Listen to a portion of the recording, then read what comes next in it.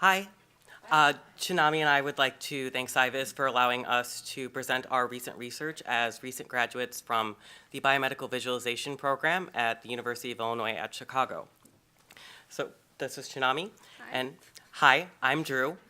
So I'm hard of hearing. Usually people don't have a problem with it until they're in the passenger seat of my car.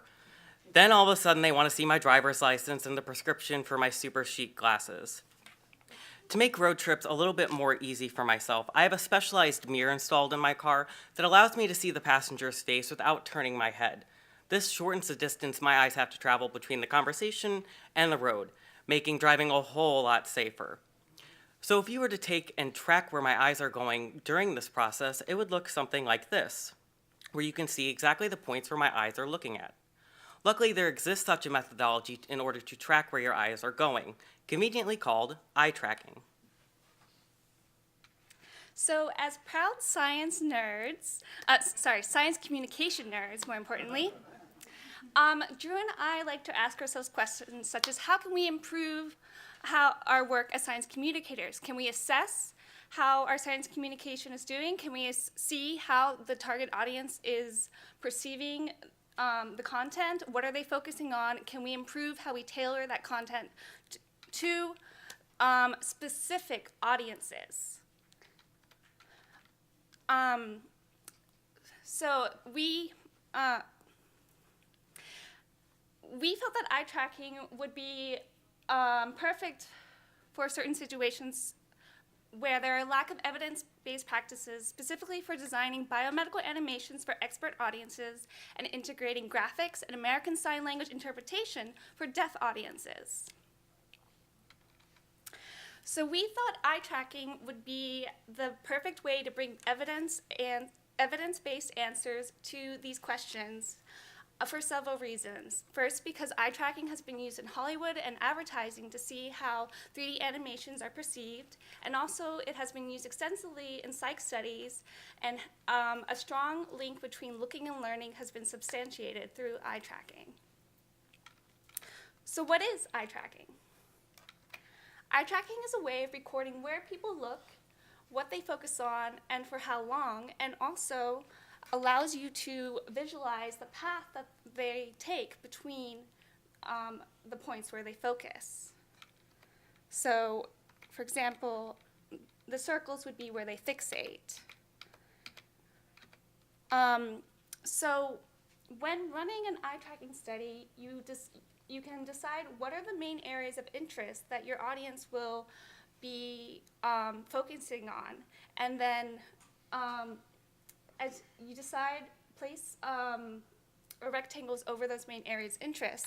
Then you can encode it, and then when you run the eye tracking study, you can see whether people fixate within the areas of interest or outside of them. So eye tracking is a quantitative method of seeing where people are fixating, what they're focused on, but its true power in describing how people are truly perceiving your science communication comes through when paired with qualitative methods, such as surveys, knowledge tests, and cued retrospective reporting. And with those together, it becomes a very powerful descriptor. And we could see this. Can everyone hear me all right? Okay, fantastic. Okay. Hope you can hear me better now. All right, so we saw eye tracking was able to show clear differences in how expert audiences and non-expert audiences viewed a biomedical animation. Specifically in this animation that I created of the lung endothelial surface layer, where we tested lung trauma researchers versus an audience with just a college level of biology. So in this video, you see a novice eye tracking record, and you can see that they remain fixated on the main action.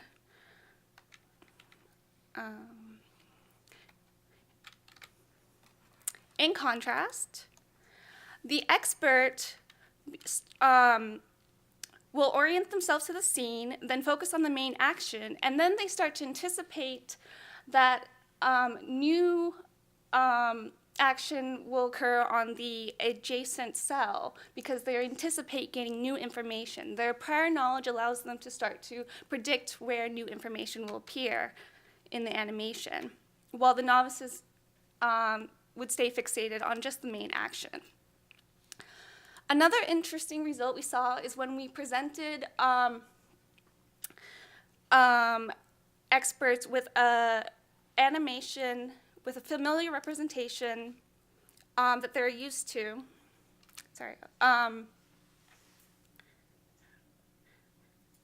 Of a process they're very familiar with. And what we saw is that they would either, just play this again. They would either start to focus more on the audio, which you see here where their fixation starts to centralize on one point, out of anticipation that since they could predict what the animation would show and that the new information would come through the audio. In contrast, some experts who had never seen this process animated before, since it was the first time it had been animated, would stay very engaged on the animation, as you can see with the eye tracking showing them moving around, and we're focused on the animation. And thanks to the survey feedback, we knew that this was not due to difficulty of comprehending both the animation and the audio, but anticipation of where new information would come from. So future directions for these type of application would be to perhaps as a counterpart of storyboard testing that's used in market research, such as in pharmaceutical advertising. And in conclusion, eye tracking is a powerful way of seeing what experts find engaging, as their prior knowledge influences what they perceptually process, experience, and learn from biomedical animations. So similar to Chinami's research, my focus was on improving multimedia materials for a target audience, those who are deaf or hard of hearing. Paradoxically, materials in a signed language often don't include additional visual aids for learning. And no design guidelines or standards exist for integrating a sign language interpreter with simultaneous graphics. Educators for the deaf and instructional designers need to establish more evidence-based practices to maximize learning for this group. A few videos I've collected here show the typical format in which these videos are presented, but I will show the one that depicts this the most typically, which is a Texas ad for anti-smoking. As you can see, it's a standard interpreter on a black background with captioning. And if I am to skip through a few portions of this video, it's pretty much all the same.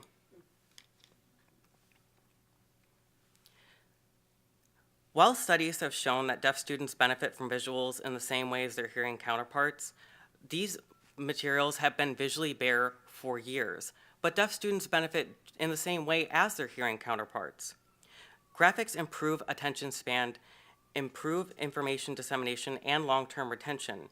And while these videos present good information, they're only partially serving their viewers. Deaf learners have more visual needs, not fewer. To those who don't sign, it may seem impossible for someone to watch two things at once, but fluent signers are adept at visual multitasking.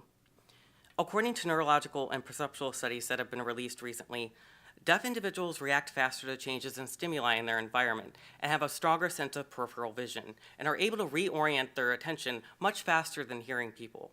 So they should be able to handle both of these, an interpreter and graphics at the same time, as long as it's done carefully. My research attempted to quantify how deaf people perceived a video that explained scientific content using animations and ASL, American Sign Language.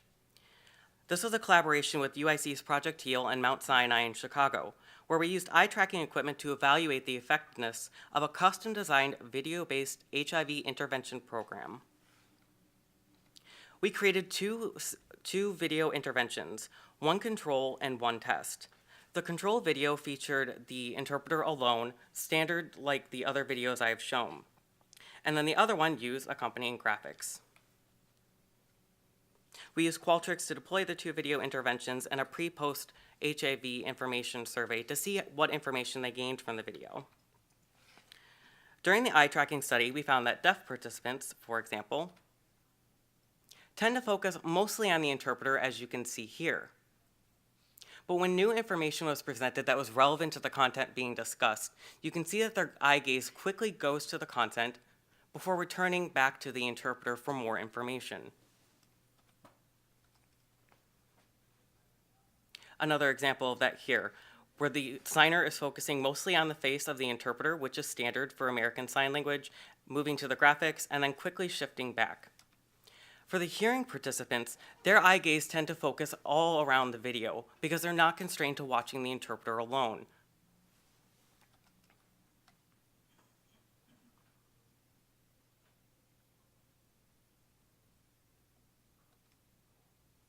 If we look at these two together, we can see the dramatic difference in the way these two individuals are looking at the information. Comparing deaf learners who watched the animated video versus a standard video, we found that deaf participants watching the animated video had more meaningful eye movements, meaning they were focused on the actual content that was pertinent. And they also showed increased HIV knowledge scores, showing that actually including graphics does help them learn. Not only that, but participants who viewed the animated content were more likely to share this video and to watch it to completion. And this is a 17-minute video, which most people will tell you is impossible to get somebody to watch this for free. So what we want you to take away from this is to caption your content. You never know who's going to be watching the video, and it's important that it's accessible to everyone, no matter their ability status. Captions also increase your search engine optimization and ranking, as well as the numbers of individuals who can actually access the material. If you're combining an ASL interpreter and graphics, make sure that the visuals are easy to read at a glance and close to the interpreter. That way there's not too much eye movement. So in conclusion, our research highlights how eye tracking can be used to assess and understand how science communication is being perceived and understood by an audience, and determine what they find engaging. We hope you'll consider using it if you have the opportunity to assess your science communication and tailor it to a specific audience. As I just said.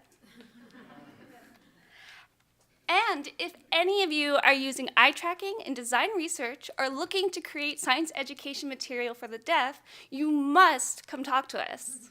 Thank you.